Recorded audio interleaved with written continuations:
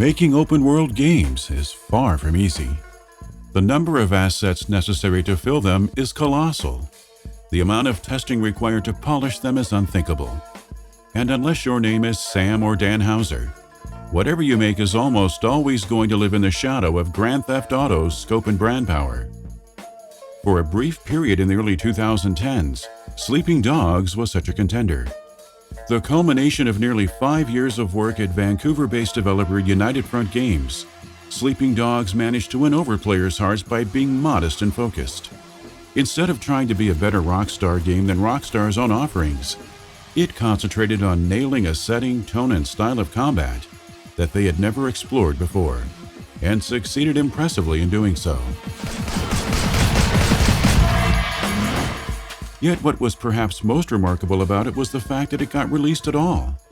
For the penultimate year of its development was marked by a major fracas, one that would have immediately killed it had an unexpected publisher been any less kind, its team any less passionate, and the experience it had to offer any less compelling. This is the history of Sleeping Dogs.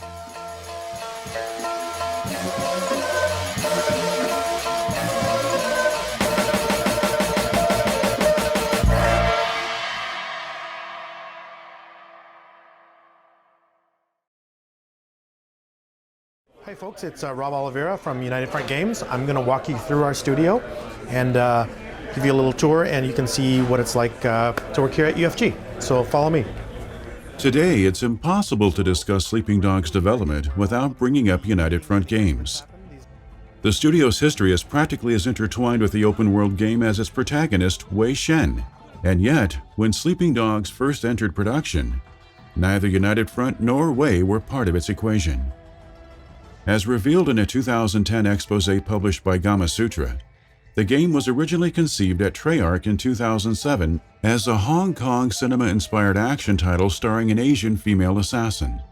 After spending the better part of the 2000s working primarily on licensed games and Call of Duty, this project, codenamed Black Lotus, represented the Activision-owned studio's first endeavor in some time that wasn't rooted in a pre-existing property, and its staff were all extremely proud of it. Its design was coming together at a swift pace, and its protagonist, which the studio decided to model after action movie star Lucy Liu, had the full backing of everyone involved. Everyone, that is, except Activision itself. The publisher had historically never been a massive advocate for video games starring female leads, and after watching titles like Assassin's Creed, Halo 3, and Call of Duty 4 go on to become the best-selling products that year, it instructed the team at Treyarch to get rid of theirs. Activision would deny years later that this happened, claiming in a statement issued shortly after the Gamasutra expose that it respected the creative vision of its subsidiaries and did not mandate the gender of the game's protagonist. Yet by the end of 2007, the publisher would force Treyarch to put its version of Black Lotus to rest and let United Front Games begin anew with it. Established earlier that year by a group of developers hailing from some of Vancouver's biggest players, such as EA Black Box and Radical Entertainment, the studio staff had made it known that they wanted to make both lighthearted fare that would appeal to all ages and grittier experiences that would attempt to push the medium forward. Attracted by this, Activision had approached it shortly thereafter to develop an open-world interpretation of Black Lotus for the Xbox 360, PlayStation 3, and PC, and United Front, in turn, had accepted its offer.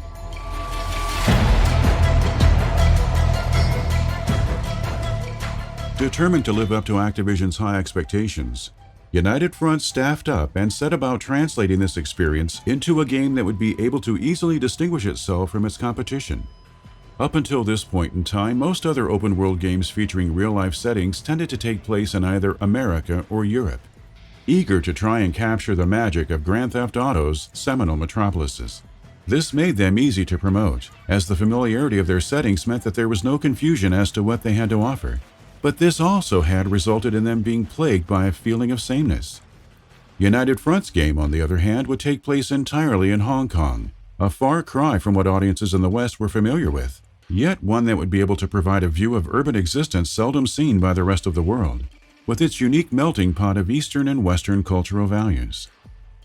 In order to ensure that its depiction of this city would be as authentic as possible to real life, United Front would spend a meticulous amount of time consulting with many former Hong Kong natives, as well as parsing through as many relevant books and movies as possible.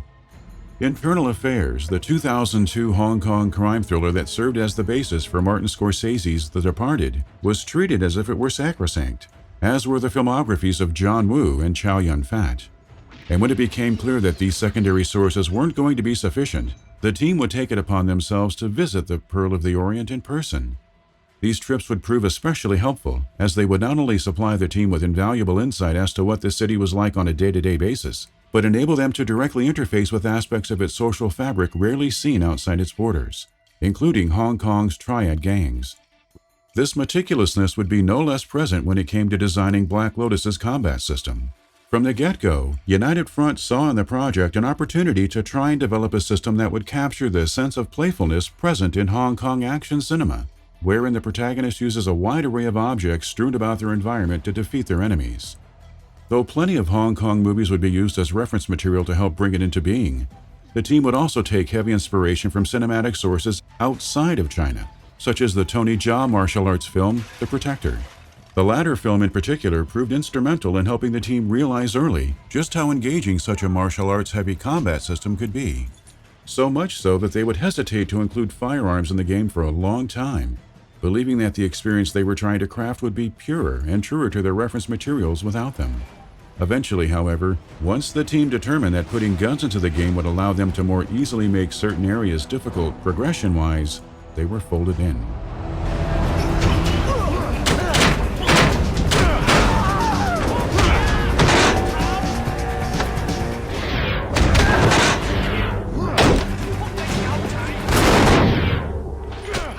When Black Lotus would finally start to make the rounds at preview events in 2010, the video game press would come away enamored by the progress United Front had made, except that by this point in time the project was being called True Crime Hong Kong instead of Black Lotus.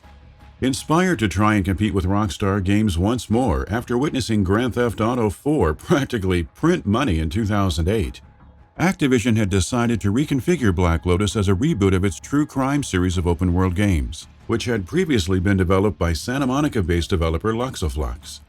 While this new name ultimately had little impact on the game's overall design, it made it abundantly clear to United Front that Activision now had very high hopes for what it was making. In retrospect, United Front might have wished that Activision had been a little less ambitious. For in February of 2011, just a little over a year after True Crime Hong Kong had been revealed to the public, the publisher would announce that it was canceling the open-world title. Not because it was bad, but because they didn't feel like it was a home run, with Activision CEO Eric Hirschberg explaining shortly afterwards that in an industry where only the best games in each category are flourishing, they felt that United Fronts just wasn't going to be good enough to warrant releasing. The decision came as a massive blow to United Front, which at the time had just managed to get True Crime Hong Kong into a largely feature-complete state. Unable to support the majority of its staff, the studio would proceed to shrink from 180 to 60 people over the next few weeks, with its remaining members sticking around to work on projects like Little Big Planet Karting. Both that title and 2010's Mod Nation Racers had been providing the studio with a second source of revenue over the years that it had been working on its open-world game, though not enough to let its production continue unabated. But then, to almost everyone's surprise, Square Enix would announce in August of 2011 that it had purchased the rights to United Front's open-world game and would be funding its completion.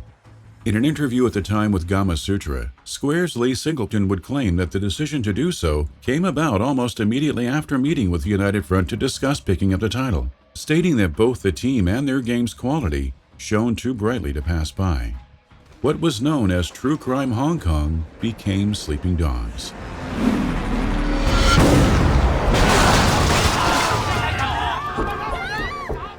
The final months that United Front would spend developing Sleeping Dogs would be marbled with benefits from its new publisher. It would be given enough time and resources to thoroughly polish what it already had and add a few new features to it, such as online stat challenges. It would receive guidance from Square Enix's London studios, which had previously aided in the development of games like Batman Arkham Asylum and Just Cause 2. And at Square's behest, it would be encouraged to both develop Sleeping Dogs' PC version in-house and make it as optimized as possible, instead of just outsourcing it as was planned under Activision. When Sleeping Dogs would arrive on store shelves in August of 2012, reviews would be glowing. Critics loved its digital interpretation of Hong Kong, finding it refreshingly exotic, yet also more manageable and dense than many of its competitors' offerings. Likewise, its combat, while not as strong as what industry hallmarks like Arkham City had to offer, still packed a considerably stronger punch than most. And its story, which followed undercover police officer Wei Shen on a violent crusade into the heart of Hong Kong's underworld, struck all the right chords, providing a mix of both heartfelt emotionality and hardened seriousness. Outside of its graphics, which critics would come down on for looking a touch too dated, everything that Sleeping Dogs had to offer felt stunningly mature. Not so much that people felt it had dethroned Grand Theft Auto, but enough to give it a run for its money. Unfortunately, its sales wouldn't quite follow suit. While it would go on to be a hit in the United Kingdom, its global performance would end up being substantially lower than Square's internal projections for it, leading the publisher to forecast heavy losses as a result. However, both these projections and several others it had cast for its 2012 console games would later come under scrutiny, with outside sources and Square management criticizing them in following years for being unfairly ambitious. Niece, don't make fun of the Guernsey. Night like this, they might be on their way. Uncle Salty has a thing for the supernatural. Don't Uncle Salty me. This is Hong Kong. Magic crawls through this town like maggots on month-old roadkill. Over the course of the next several months, United Front would release a steady stream of downloadable content for Sleeping Dogs, including a trio of story-driven expansions. The first of these expansions, Nightmare at North Point, followed in the tradition of supernatural-themed add-ons like Red Dead Undead Nightmare and infamous Festival of Blood, and threw Wei into a comical romp against an army of the macabre. The second, Zodiac Tournament, saw Wei travel outside of Hong Kong to infiltrate an illegal fighting competition. And the third, Year of the Snake, forced him to take down a cultist group seeking to cleanse the city's population. Though their reception wouldn't be overwhelmingly positive, they would nonetheless help keep the conversation surrounding United Front's game going well after its initial fanfare died down. Both these expansions and a bevy of technical improvements would eventually be packaged together in Sleeping Dogs Definitive Edition, which would launch on the PlayStation 4, Xbox One, and PC in October of 2014. Pundits found the remaster as much a delight to play as its original version, and a no-brainer if one hadn't already tried the latter. But by this point in time, many fans' gazes had shifted to where United Front had announced it was taking the property next, and it was leaving them feeling cold. In August of 2013, Square Enix's Daryl Gallagher had stated that in looking towards the future, the Japanese company saw great potential in creating more persistent, online-only experiences out of its pre-existing properties. Games that would be continuously drip-fed new content as long as there existed audiences willing to financially support them. With the concept of games as a service already starting to pick up considerable steam by this point in time, few found Gallagher's words to be all that shocking. And yet, in September of 2014, United Front would still manage to knock its fans for a loop when it would announce that its next game, Triad Wars, was to be a free-to-play follow-up to Sleeping Dogs with this exact schema. Its world, combat system, and assets would be almost exactly the same as what came before it, except it would be online only, and focus on accumulating wealth and reputation in Hong Kong's criminal underworld instead of trying to infiltrate their operations. As Triad Wars would enter open beta in early 2015, United Front remained positive about its free-to-play title's prospects. In a Reddit AMA, the studio would state that it had plans to support it for quite some time and ensure that nickel and diming players never became the core of its experience. They wanted to craft a game that players would keep coming back to because they loved it, rather than to feed an obsession. But fans couldn't seem to care less.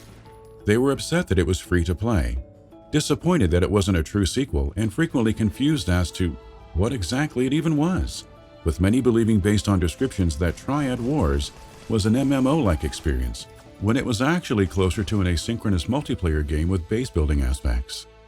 Eventually, United Front would admit defeat before this trifecta of frustrations, and shut down Triad Wars in January of 2016, stating in a post on Square's forums that the game it was making simply wasn't right for players.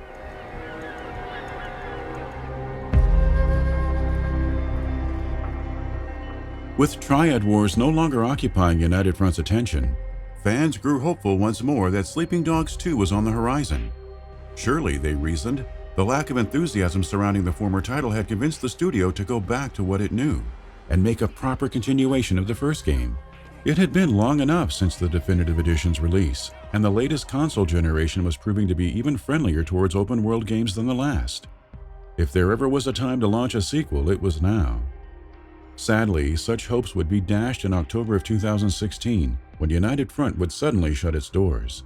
After witnessing it come back in glorious fashion following True Crime Hong Kong's Cancellation, the studio's unexpected closure left many saddened. No developer deserved to die an early death, but United Front's felt especially unfair. This frustration would be compounded just over a month later, when Patrick Klepek of Waypoint would publish an in-depth report revealing that United Front had originally prototyped Sleeping Dogs 2 in early 2013 and had incredibly ambitious plans for it. According to the report, United Front wanted the sequel to follow Wei Shen and a corrupt, conflicted cop named Henry Fong on a series of escapades in China's Pearl River Delta. In addition to providing a larger and more dynamic open world to explore, the Pearl River Delta would have allowed players to influence its integrity by both engaging in separate but complementary crime-fighting storylines as Wei and Henry, and manage various aspects of its population with a simplified mobile game. All of the actions that players would make across these two platforms would in turn influence city dynamics in other players' games, and in order to incentivize players to keep engaging in these systems for as long as possible, the game would have also featured cooperative play, as well as procedurally generated missions. In the end, all of these plans were turned down by Square Enix, a decision that Klepek would postulate to have been caused by the publisher's increased focus on Hitman and Tomb Raider at this time, and the emotional toll that creating Sleeping Dogs had left on United Front. Yet while these factors, and imaginably the drama surrounding Sleeping Dogs sales, left the publisher too reluctant to greenlight a full sequel, the allure of some of its multiplayer ideas convinced it to try and repurpose them inside of a smaller, more easily monetizable frame, which is what resulted in the creation of Triad Wars shortly after.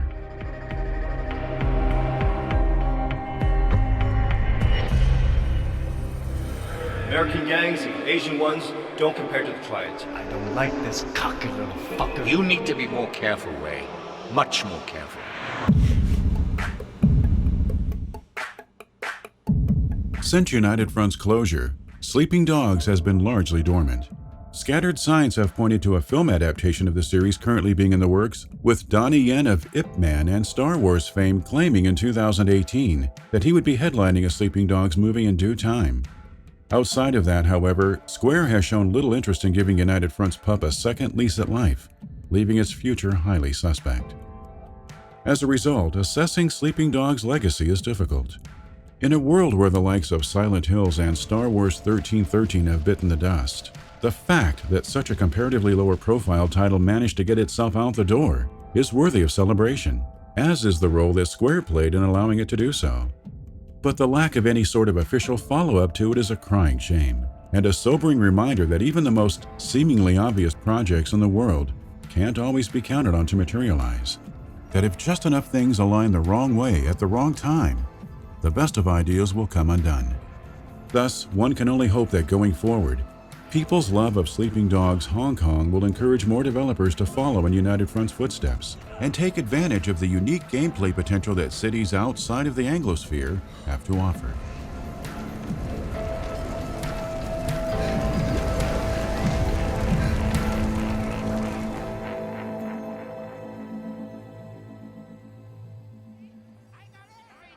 Thank you for watching our video. Our documentaries are crowdfunded and made possible by your continued support for us. We'd like to thank by name the generous patrons who have pledged to our highest reward tier: Jefferson dos Santos Oliveira, Kaitatis. If you enjoy our content, please consider subscribing to our channel and joining us on Patreon. Thank you. Hey, CDs, all the best CDs here. Hey, Veggie! You want veggies? Hey, all Hollywood movies, super cheap. Come in! Cheese I got! All fresh!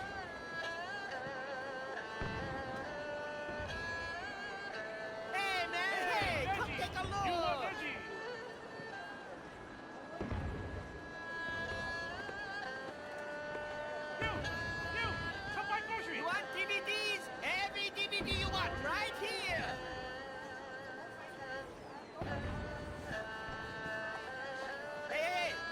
movies? You want music? You want games?